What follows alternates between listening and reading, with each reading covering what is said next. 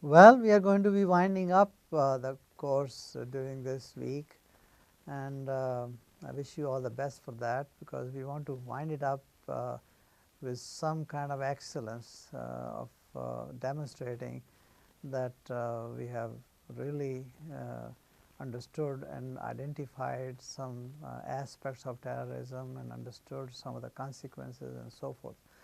Uh, in this during this week, I like to particularly focus on prevention of terrorism and violence. Now, remember one thing, that prevention is an idealistic notion. It's wishful thinking. It's very, very difficult to prevent.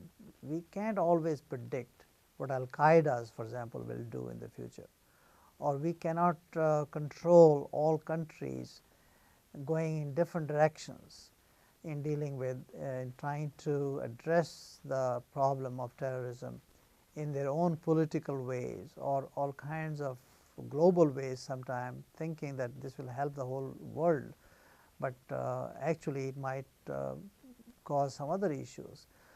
So there are no easy answers, that is my point. But still, as critical thinkers, we should engage in even if it is ideological, like non-violence is an ideology. Ideology is an idea, often gets into idealism. There is nothing wrong with idealism or even utopia when it comes to ideas, because as human beings we are creative, we are intelligent, and so why not we engage in even some wishful thinking, because that helps us to give some positivism, to think of things with hope, and where we start, even if we are fantasizing, that is okay, but we are at least developing ideas that, like Gandhi and Christ, for them, Christ was the one who started the idea of non-violence, and Bible was the first scripture that really conceptualized it systematically. And then Gandhi and Martin Luther King, many other thinkers, including like in Buddhism, they developed the idea and started getting into a wishful thinking about how we can prevent problems in life, including violence. But anyway, in this prevention process, remember we are going to be dealing with how do we prevent through our criminal justice system, through enacting laws and developing all kinds of steps through the government and communities and other institutions, whether it is religion or whatever, where we can deal with this effectively and try to have some leverage of minimizing the consequences coming from terrorism. That at least is a goal. Now, when you get into these preventive measures, as I said, there is no harm that you engage in some idealism, but start looking into viability of each preventive step, whether it is secularism. By developing secularistic activities, maybe we can minimize certain forms of terrorism that are based on some religions, or should we develop more democracy around the world? Many people, thinkers have advocated democratic means rather than dictatorships, rather than forceful kinds of methods. Some people have advocated more equality among nations, among people around the world, minimizing the racial, class, caste and other political inequalities, economic inequalities around the globe. Maybe that might help.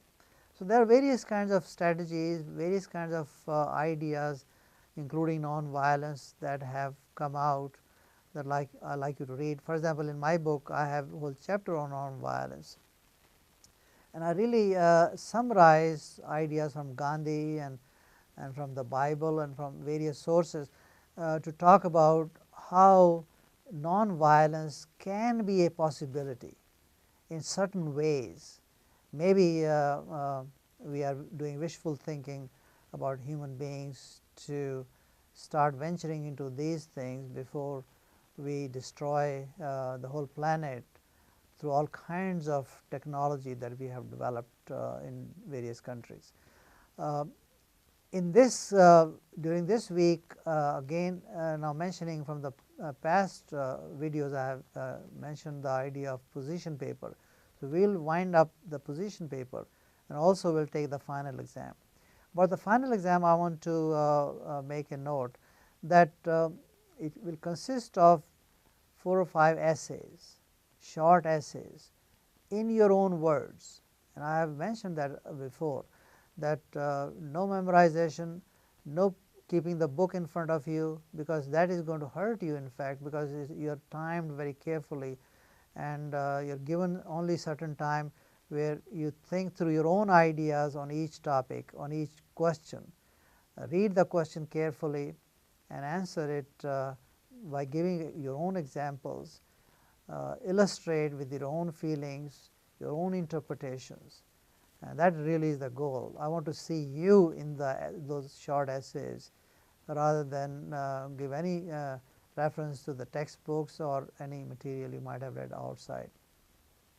So, this way we will wind up the course in a meaningful way, and I am hoping that all of you have done excellent by now, and will conclude the course with your performance. I appreciate your patience, and I hope you continue to interact, and wish you all the best after you finish this course and into the future of this master's program that you have to take some more courses. But really my best wishes to you for your future career and for maybe taking some learning from this course on this unique form of violence that we call terrorism. And thank you again.